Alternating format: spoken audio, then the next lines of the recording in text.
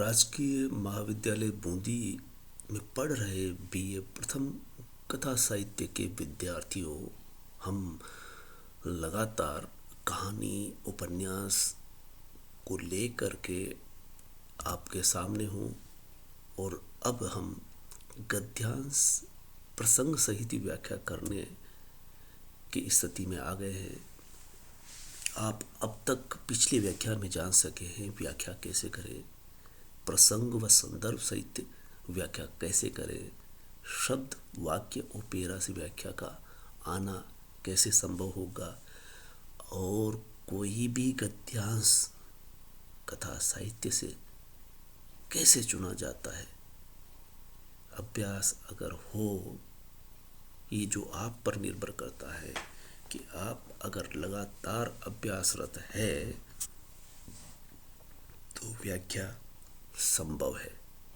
अभ्यास से मतलब जो पिछली बार मैंने बताया, मैं दोबारा बताता हूँ कि किसी भी रचना को कम से कम 3-4 बार पढ़ा ही जाना चाहिए, तभी आप व्याख्या की स्थिति में आ सकते हैं।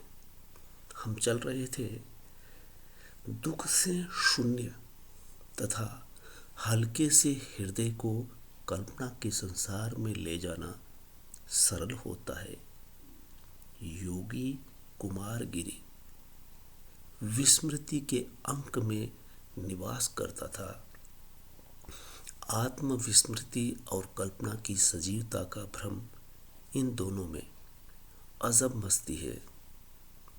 एक काल्पनिक चाह थी, एक काल्पनिक तृप्ति भी वहीं पर थी। दो कल्पनाओं से उत्पन्न सुख में वह मग्न था।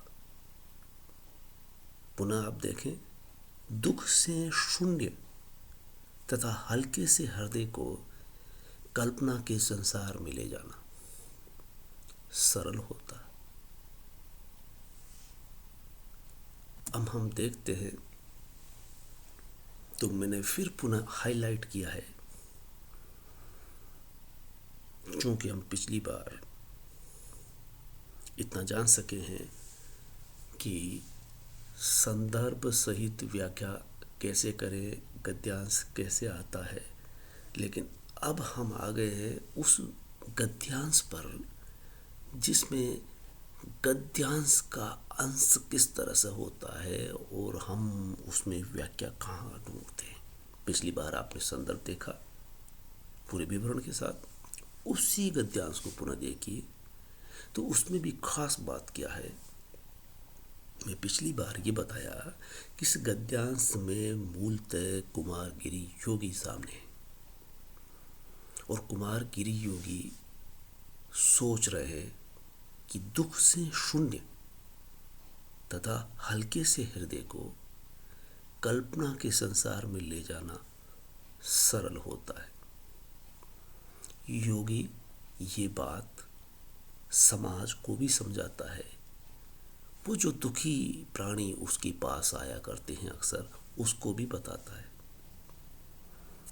और इन चीज़ों को कल्पनाओं में ले जाना उसके लिए कितना आसान होता है, ये बताने का यहाँ प्रयास किया गया है। संदर्भ के बतौर हम इतना कह सकते हैं कि यह उपन्यास जिसे आप ये गद्यांश लिया गया है, ये गोदान की परंपरा का उपन्यास है।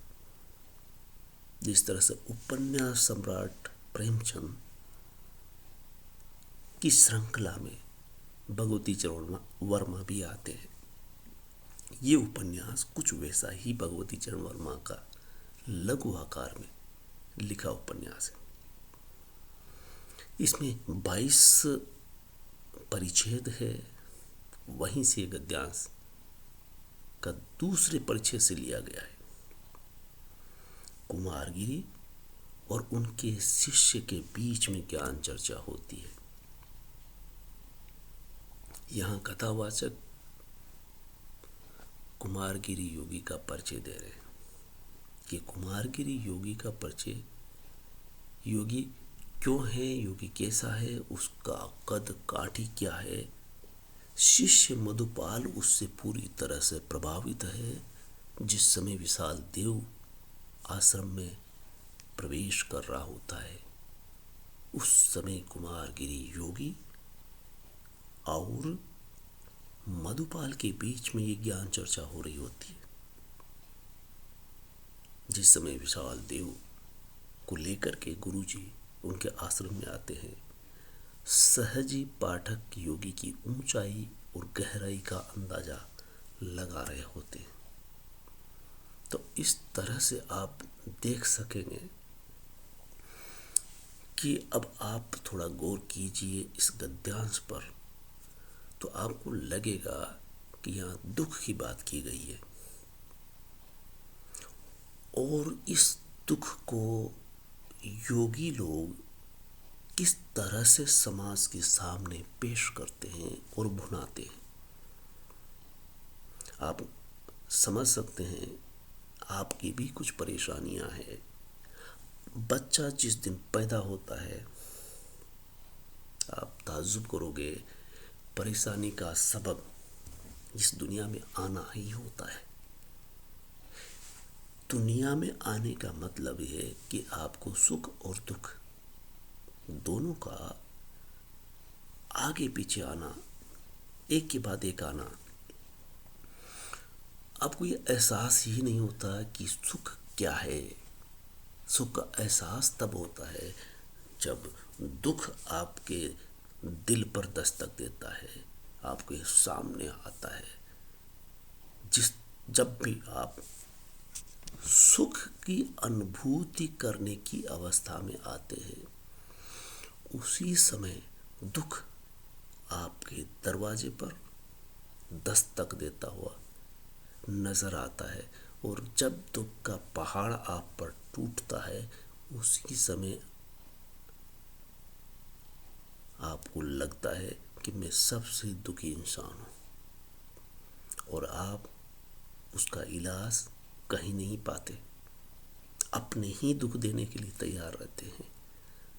तब ऐसे दुखी, परेशान, संकटग्रस्त व्यक्ति कहीं पहुंचते हैं आश्रमों में, जहाँ योगी निसंकोच शून्य दुख में विचरण करते हुए हमें प्रतीत होते हैं। और उस योगी के यहाँ ऐसे लोगों का तांता लग जाता है। हम उसकी शरण में पहुँचते हैं, उसके आश्रम में दान दक्षिणा के साथ पहुँचते हैं। वो हमें या तो हाथ उठा करके आशीर्वाद देता है या भभूत देता है। वो कहता है सब कुछ ठीक होगा, और हम वापस आश्वस्त होकर के घर चले आते। यही बात उपन्यासकार इस गद्यांश में बता रहा है, और पाठक को यह एहसास करा रहा है कि समाज में योगी, संत, महंत, इनका क्या भूमिका है। बेशक यहाँ पर एक भी जन सामान्य नहीं है। आप उपन्यास पढ़ करके देखिए। इस ज्ञान चर्चा में कुमारगिरी योगी अपने आश्रम में अपने ही शिष्य को बता रहा है। अब आप ये कहेंगे कि यहाँ तो कोई भी दुखी व्यक्ति नहीं है। यहाँ पूरा उपन्यास चर्चा परिचर्चा के बीच घटित होता है। ये पहली घटना है। इससे पहले ये कह सकते हैं कि एक और पहले परिच्छेद में घटना घट जाती है। उपन्यास समस्या या संकट से ही आरंभ होता है। आप पहला ही वाक्य पढ़िए, पहले वाक्य का पहला ही शब्द पढ़िए, तो पहला ही शब्द आता है पाप डेस पुण्य। गुरुदेव, ये क्या है? कुमार विशाल देव, कुमारगिरी योगी और इनके भी गुरुदेव से पूछ रहे होते हैं, और गुरुदेव इन दोनों शिष्यों को बताते हैं कि तुमने बहुत बड़ा सवाल कर दिया है, इसका जवाब मेरे पास नहीं है। ये गुरुजी कह रहे हैं, यहाँ इस बड़े संकट से, ये संकट ऐसा नहीं